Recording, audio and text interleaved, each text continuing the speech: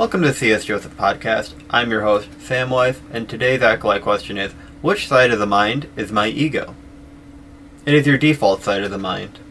Okay, catch you guys in the next episode, and see ya. Nope, not a wrap? Okay. I guess I could go a bit deeper into it.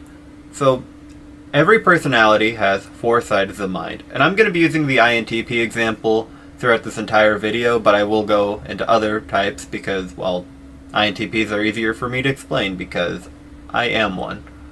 But the four sides of the mind for an INTP, the default, the ego, is the INTP side of the mind. Then you get into the subconscious, which I know last time I did this, it's backwards, so the subconscious is like the side that you aspire into, is generally where happiness is stored.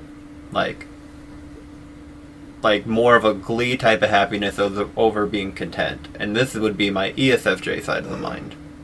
The opposite of the INTP. Just switch around the letters. And then you have the unconscious side of the mind, which is generally where a person's maturity is, as well as happiness in a content manner. Generally, people that are a little more focused on their unconscious side are balanced out, because there's like a new set of functions in here. The subconscious has like the same functions as the ego, but they're just flipped around. For the unconscious, it's your ego functions, but the extroversion is swapped out. For INTPs, they lead by TI hero. Their unconscious, the ENTJ side of the mind, leads by expert thinking, TE.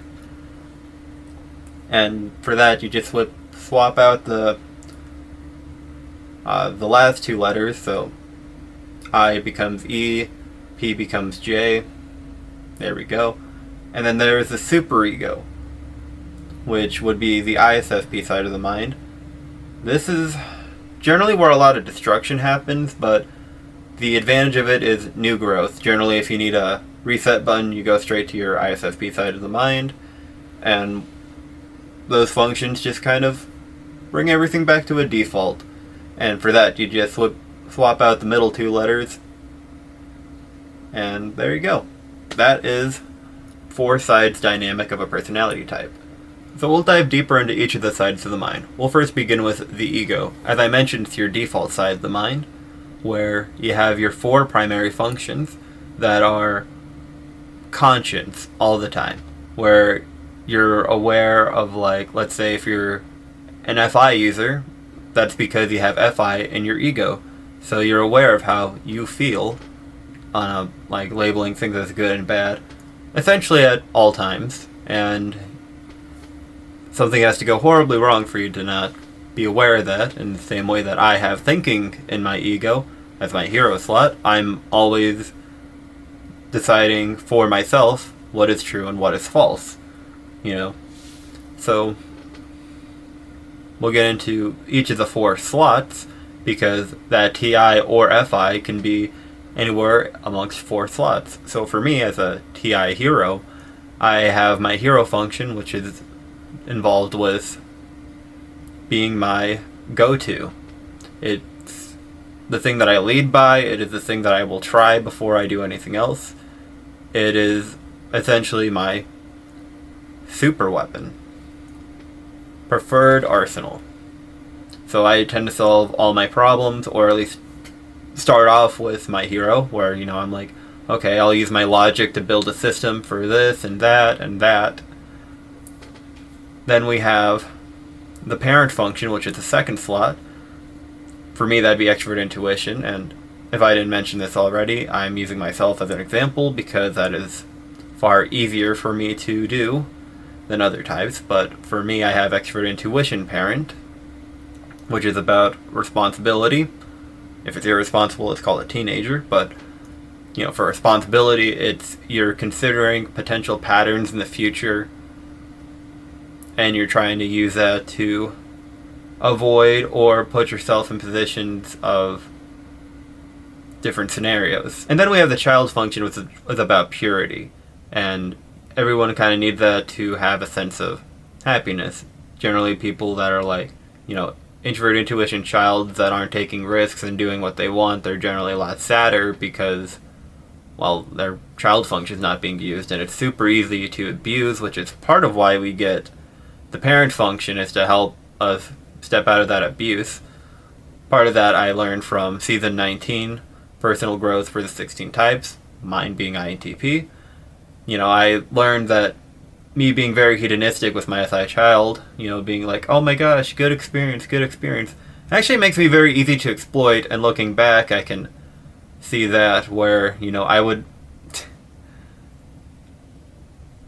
do favors that I wouldn't want to do just because there was like candy at the end, and it was just like, wow, that's unfortunate. And I mean, the candy was good, but it's stuff that I didn't want to do. But now that I'm working on my temperance a bit more, I should be a lot less easy to exploit. But if you guys want to look at some examples for your types, go to csjoseph.life/portal, and you guys can get started on your journey. But yeah, the child function. Very pure, precious, I like it. And then we have the inferior function, which is a sense of anxiety and being afraid. So on my end, I have extrovert feeling inferior. I guess it's technically infant, but I'm going to keep calling it inferior. You can't teach an old dog new tricks. So I have extrovert feeling inferior, where extrovert feeling is about the social norms and other people's emotions and a sense of guilt. And I am very nervous at all times to like how other people are feeling, and making sure that I'm not like breaking social rules and all that other stuff. And it could be quite a problem, and luckily that can aspire a bit more and actually do really well with being liked and that sort of thing. Like, most places I go to, people are generally like, wow, Sam is such a nice and friendly and sweet person and stuff like that, and I'm just like, thanks. But, that's part of subconscious work. So your inferior function aspires, and that enters the subconscious. The inferior is the gateway into that. So on my end, that's the ESFJ side of the mind, where the inferior kind of becomes like a new hero. The child also becomes like a new parent, and so on and so forth. Now that drains after a while, because you can only take so much energy, and the more versatile you become with your sides of the mind, the longer you can last in them. But, I can be pretty friendly and sociable for a certain length of time before I'm just like, I'm tired, I want to go to bed. It can be rough. It can be rough, but, it's worth it to develop yourself further and be able to spend more time in your other sides of the mind. The other side of the mind that you could go into is the unconscious, which I mentioned is the functions of the ego, but the extroversion is different. So you have a whole new set of functions with different roles. It's almost like a dark mirror of it, almost like Lorule from Zelda: Link to the Past, or like how there's Venom and Spider-Man and stuff like that. But we have the nemesis function, which is the gateway into your unconscious. And for me, that's extrovert thinking, about status and reputation, credentials, that type of stuff. And it is a sense of worriedness, where anxiety and being afraid are a lot more painful per se. Worried is a little bit more of the back of your mind, and like just kind of a dwelling sense. I am worried about, the credentials and my reputation, and that kind of stuff. And the goal of the nemesis function is to train your hero function, to get it into action, because the hero is just like, yep, I'm a TI hero, I'm super logical and smart. And then the extrovert thinking nemesis is like, wow, prove it. And I'm like, okay, I guess I'll do stuff. Because the nemesis is a lot closer to your demon function, which is like the ultimate enemy. So it's trying to like train for that ultimate battle. And, once the nemesis gets a little more strained out, it becomes like an ally. Sort of like, Superman and Lex Luthor, when, there's that alien invasion, they both team up and start fighting the bad guy. Then you have the critic function, which is everyone's favorite. This is a function that is a lot more harsh than the nemeses, where it is kind of like very critical of other people and themselves, and it's very difficult to please. But developing the critic function also is a way to develop your parent function, because, let's say in my case, introvert intuition, what I want, if I start thinking of what I want, then I'm like, okay, how do I get what I want? Then I have to consider possibilities, per se. And, that's part of how that develops. But by default, NI critic doesn't really want a lot of things, and in general just kind of refuses to want. And then we got the trickster function, which is essentially a void in yourself, where it's like you think you can do this one thing, and you're very adamant about that, but yeah, no, you can't. At least very well, and I still struggle with this, but on my end I have extrovert sensing trickster, which is kind of about what's normal as well as physical execution of things.